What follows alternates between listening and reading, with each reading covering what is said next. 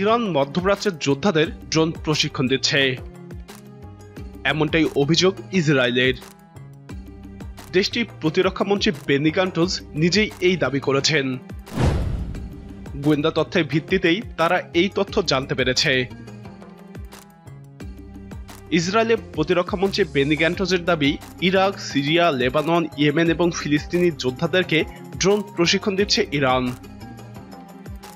ইস্পাহান শহরে অবস্থিত একটি বিমান ঘাঁটিতে ইরান এই প্রশিক্ষণ দিচ্ছে। এর কয়েকদিন আগে ইসরায়েলের এই মন্ত্রী বলেছিলেন, ইরান পরমাণু অস্ত্র নির্মাণের দ্বারপ্রান্তে রয়েছে। অবিলম্বে ইরানকে থামানো না গেলে মাত্র ৬০ দিনের মধ্যেই তারা পরমাণু অস্ত্র তৈরি করে ফেলবে। তেল আবিবের নিকটবর্তী রেইসম্যান ইউনিভার্সিটিতে এক সম্মেলনে উপস্থিত হয়ে ইসরায়েলের পররাষ্ট্রমন্ত্রী বেনি গান্টজ ড্রোন নিয়ে এসব তথ্য বলেন। তিনি বলেন, গাজা উপত্যকায় কিভাবে মানুষবিহীন ড্রোন বানানো যাবে, ইরান সেটা স্থানান্তরিত করার চেষ্টা করছে। ইরানের ইস্পাহান শহরের কাসানে ড্রোনের রানওয়ে আছে বলেও দাবি করেন তিনি। তবে এ বিষয়ে ইরান কোনো মন্তব্য করেনি। পরমাণু চুক্তি নিয়ে ইরানের সঙ্গে পশ্চিমা বিশ্বের চরম উত্তেজনা বিরাজ করছে। জাতিসংঘের একাধিক গোয়েন্দা রিপোর্টে বলা হয়েছে, ইরান গোপনে পরমাণু চুল্লি বৃদ্ধি করছে। মাস দুয়েক আগে আরব উপসাগরে ওমান উপকূলে ইসরায়েলের একটি ব্যবসায়িক জাহাজে হামলার ঘটনা ঘটে। এই ঘটনার জন্য ইসরায়েল ইরানকে দোষারোপ করে।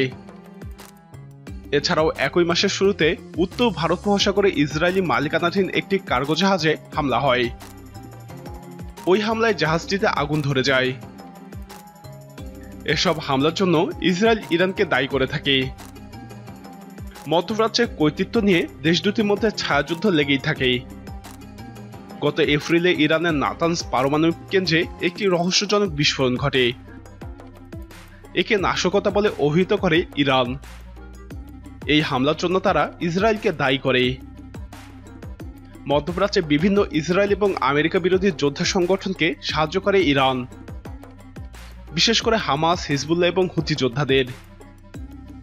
ইতোমধ্যেই হুতি যোদ্ধাদের ড্রোন হামলায় নাস্তানাবুদ সৌদি আরব। হিজবুল্লাহর হামলায় ইসরায়েলও ক্ষতিগ্রস্ত হয়েছে। ড্রোন ছাড়াও মিসাইল প্রযুক্তি দিয়ে এসব গোষ্ঠীকে সাহায্য করছে ইরান। বিবিসির বিশ্লেষণে বলা হয়েছে, ইরান এবং ইসরায়েলের মধ্যকার দীর্ঘদিনের অঘোষিত ছায়াযুদ্ধ এখন একটি বিপজ্জনক মোড় নিয়েছে। প্রিয় দর্শক, ইরানের বিরুদ্ধে ইসরায়েলের এই অভিযোগ কতটা সত্য বলে আপনি মনে করেন?